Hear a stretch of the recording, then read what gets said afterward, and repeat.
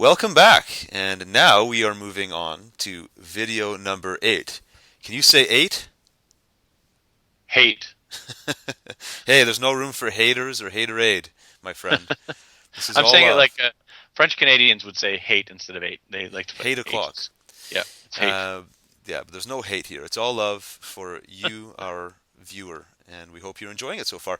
Now, this topic, this question, is quite possibly the most important when it comes to actually selling your book and getting it into a lot of people's hands. And the question is, how will you generate buzz before the launch? It's one thing to launch your book and hope for sales to come in, but before you launch, there's a lot you can do to set yourself up for success. And so we want to talk about 4 major areas here that you can look at to give yourself a good chance at success. So let's first just talk at a high level, Brad, about some general sort of pre-launch action items, things that everybody will want to consider. Not not that every single action item we assign here that we suggest is going to be relevant for everybody, but there's some general things that people can do in their pre-launch to at least set themselves up to have a good start. I think no matter what, you've got to consider building a list. If you want to, especially if you want your book to hit the bestseller list, you're going to need to build. You're going to need to start building a group of people up that want your book, or that will at least be interested in your book before you launch it. And this process can take months or years if you want it to. I don't think there's really a wrong way of doing this, but I think that um, you want to create that buzz, and you want to know when you're doing all this, you want to know what your launch date is. You want to know a lot of this kind of stuff well in advance. You don't want to be guessing along the way. You want the first time someone opts into your funnel, your pre-launch funnel that we're going to talk about, you want to know when your book launch date is, and you want to be reminding them of that in every communication that you have with them Right. on the And high level. and, and to be fair, your pre-launch probably had a shorter lead time, shorter window, and was still very successful compared to some other people because you said some people might want to take years doing it. You did spend years building a bit of a profile in the business. People already knew who you were, and I think that's an important distinction because you can still have a successful book. You can still do a successful book launch and become a bestseller, even if you didn't have people who knew about you ahead of time in your situation. And I think you did a lot in your world or in your specific example to make yourself known to people who never knew you anyways. So I think, like you talked about, having that list or building a list from scratch will work for anybody. But at the same time, you might need to exercise a little bit of patience here, and that might, correct me if I'm wrong, Brad, or let me know if you agree or not. That might determine your launch date. If you have a book that you're almost completed, or maybe you have a ghostwriter finishing it for you right now based on our recommendations, and you're looking into the future saying, when can I launch this thing? If you don't have a blog, you don't have a platform where people already knew who you were, you might want to give yourself a little bit of extra time to build that list and to engage with that list and get to know those people, and maybe have a chance for it to go viral before you launch. Would you agree? Absolutely, yeah. Okay, so let's go into that then. You talked about setting up the funnel. How I know a big part of your strategy was it wasn't just list building where it was like sign up now and I'll give you a free report. That's not the way you did your list building. That's not the way you did your pre-book launch list at all, is it? No, I offered something that was provocative, and I think everyone who does this is going to have a different way of doing this, and I think you've got to think about what that is. And for me, I wanted to do something that was provocative that may go viral, and viral is something that people love to use it as a buzzword, but in my opinion, it's viral is something you hope for. It's not something that you create. You do your best to create something viral, and then you hope that it that everyone else loves it enough to go viral. And I've never really had anything go extremely viral. I've had a few things go sort of semi-viral.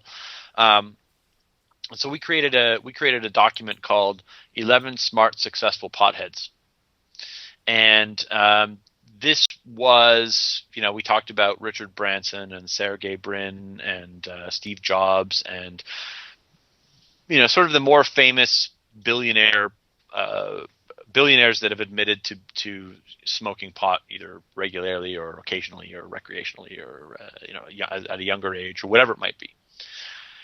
And the whole idea, there was a couple of reasons why I took this particular road, and some of them made some of them. I'm not going to say that I was smart enough to think that that I thought of all of this stuff in advance, but I'm telling you kind of half what I thought in advance and half what I figured out halfway through doing it. The idea behind it was to create because with my audience, now everyone's audience is going to be different, but in my audience we suffer from an identity crisis, right? I was marketing to potheads, remember? So our identity crisis is that we are seen in a negative light.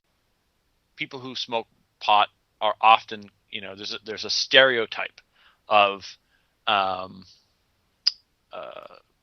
stay at home, mom's basement, no job, no ambition, no drive, all of that kind of stuff. Those are the kind of character traits that we're used to seeing. Lazy potheads.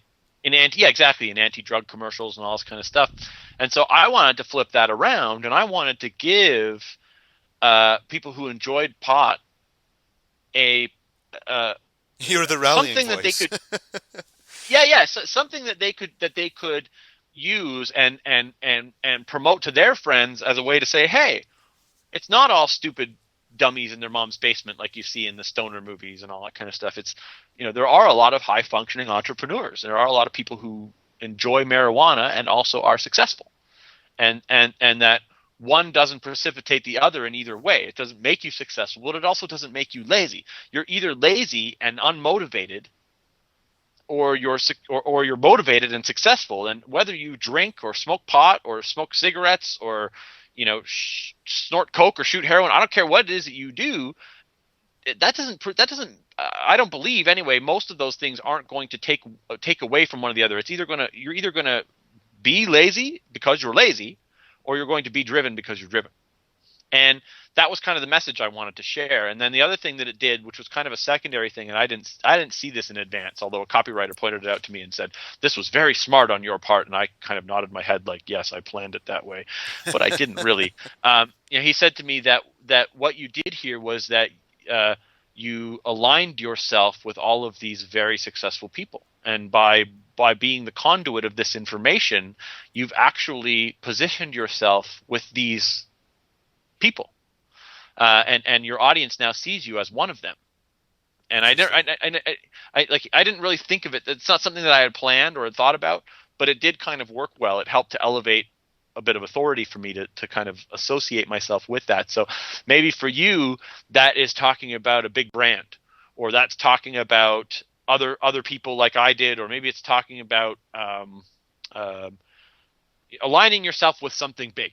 In other words, Yeah, well, you see that all the time with professional high paid speakers, and their bios always say something to the effect of, he's was the keynote speaker at Coca-Cola's convention, and they rhyme off all these different gigs they had, aligning them. So they don't work for those companies. They did one gig with them, but oh, this guy was good enough for Coca-Cola. Damn, like I got to work with this guy. And yes. even if it was just like one small division of Coca-Cola's department in some small state or whatever, it's still that brand, that corporation they can align themselves with, and it has this subconscious effect. So I hear what you're saying. That's powerful stuff. Yeah. And so I guess really the takeaway here for you watching is looking at Brad's example, which I love the pod. You were the motivational speaker to the podheads, but you made them look at their lives in a totally different way. It's almost like you gave them permission to think and feel in a new way, and that made an emotional connection that totally made them want to buy your book. How can you make your audience do something similar? How can you say something in a different way or present something in a different way? That maybe it may be just general information like those. I'm sure there were articles about Richard Branson having to admitted smoking pot, but you took that information and spun it in a way that served you and made your audience feel really awesome, and then they related that feeling of awesome back to your book. And and then of course you had, kind of tying back to our main point here, which is how are you going to generate buzz before the launch, is you tied that all back into your list strategy, which was not just building the list, but engaging with that list often, sending them great information. And also, maybe you want to touch on this, you would send updates all the time, and a lot of those updates were, P.S. book's coming out on this date. P.S. here's a calendar invite. That worked pretty well Yeah. for you, didn't it? Yeah, I did a lot of that stuff when I as I continued to mail the list, I sent them more tangible content, more stuff. And through that process, yeah, I constantly reminded them of the book launch date, told them that I wanted them to buy it, hyped it up, mentioned things that I was talking about in my book along the way, that kind of stuff. All very important. The other thing that I want to mention about that piece of content is that I also made it very easy to share on Facebook and Twitter. I Mm. made it, and I did it in such a way where if you shared it on Facebook, I would get you to go through my own sort of opt-in funnel and join my list. And I got a lot of people sharing that because they wanted to share it. They wanted their friends to see, hey, look at this. And so think about, again, you can't force virility. You can't make something viral, but at the same time, you can provide all the components to make it easier for it to happen. Right? If there's a share button there, it's a lot easier for me than if I have to copy your URL and go to Twitter or Facebook. Right? I really have to like it if I'm going to go through those extra steps. So make it simple for me. Make it so easy that I just do it because it's easy to do. And for you, that could be something different. It could be a document. It could be a lot of the clients we've worked with, we've worked on testing and surveys. Right? Like, what's your whatever score? Right? Like, imagine we go back to the how to make your neighbor's wife jealous or whatever. How do you make your neighbor jealous or whatever it is, right? That kind of a thing. You could have a test where people fill out a questionnaire on your website, and based on the multiple choice answers that they choose, there's a scoring that takes place, and based on the score, they're given some type of label. Right, and that label could be signified by a cheap cartoon that you have drawn up to describe the type of person that they are, or whatever it might be. There's a number of different ways you can do this kind of stuff, and social network people love this stuff. They eat it up. They love to take short surveys that describe them as a particular type of person and allows them to post that on Facebook. That is I see people doing that all day long, all the time. Yeah, There's I one was going graded around right as now a, that's like, yeah, I got a B minus on this personality test. What did you get? yeah, or like, there's one right now that's like, how hipster are you or something, right? And Yeah, it's like, yeah. have you seen this one? It's going around. It's like, I'm 86% hipster, and it's got like a picture of a guy in the summer with a winter toque on his head, and he's got like all these different. Or I guess toque is a Canadian word, isn't it? He's got like a winter hat on, like a and um, having that imagery to go with it, and having like a humorous write up about that particular personality type that might describe you, makes it more fun and more interactive because you've answered some questions and it's revealed some stuff about you that to be true. You'll share that stuff.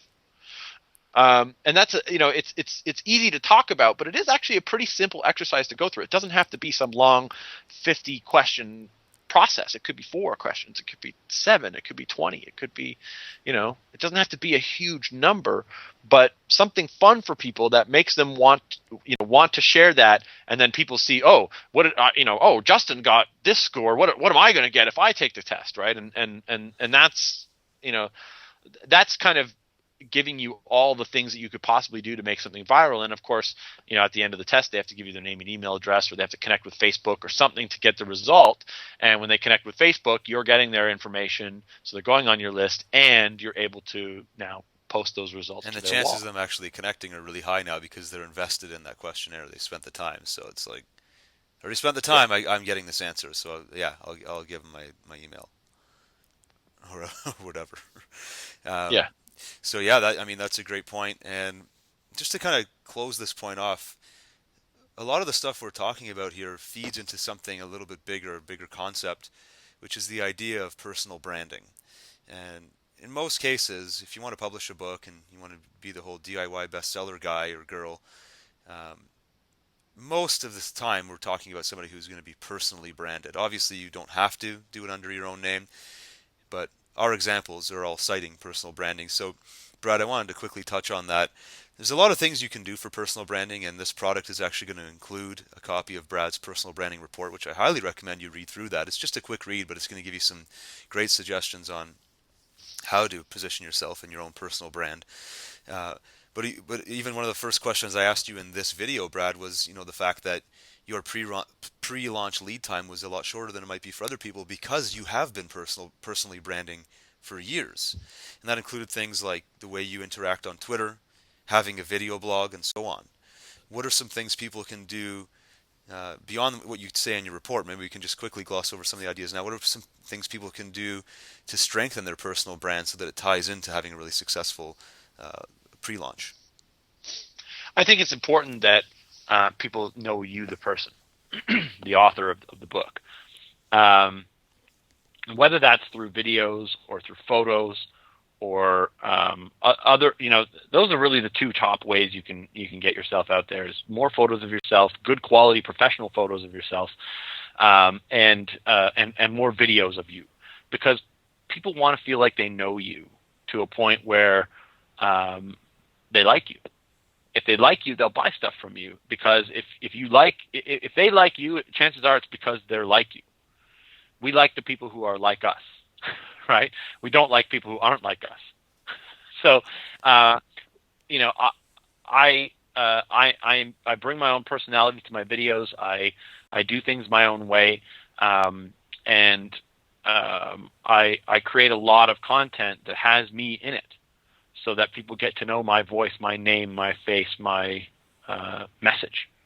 And the more of it they get, the easier it is to buy something from me. People sometimes think that you can give too much of yourself and then nobody's interested. I found it to be Yeah, the it's the opposite. opposite for sure. If you put a lot out there, more people will be interested.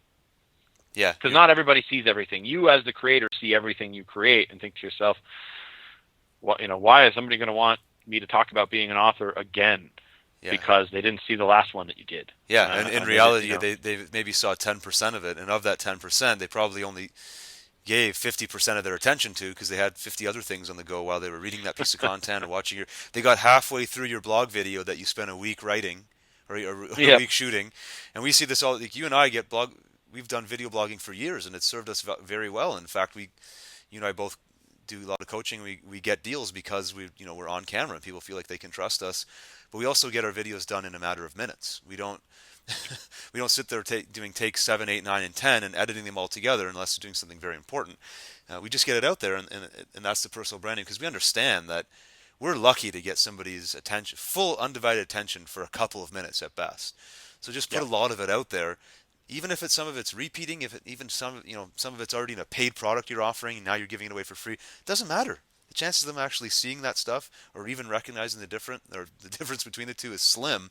The important thing is getting it out there, and in as many forms as possible: written, video, audio, presenting, doing talks. I like your suggestion of photos. I want to do more of that myself. All of that will lead to personal branding, and obviously makes your pre-launch generating buzz a lot easier. Anything to add before we close off? Um, no, I think that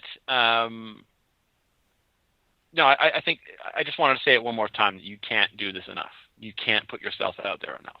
It's as the person doing it, it sometimes seems like too much, but it never is. Yeah. Well, and actually, yeah, as a second closing off point, I know your book, a lot of your ideas came from successful blog posts. You were able, because Yes, you'd they did. done this for so long, you were able to go back and, oh, this blog post had 74 comments.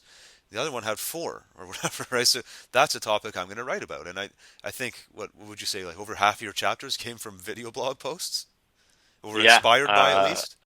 Yeah, and the majority of them were inspired by blog posts I had already done, um, that had a lot of engagement, made it a lot easier to figure out what I was going to do. So by branding myself, I actually had figured out which of the topics I talked about that were the most that resonated the most with people. Amazing. So that's your takeaway for this video, is to start doing more branding and putting more stuff out there, and then watch for the reaction of your audience. Do more of that. We'll see you in video number 9.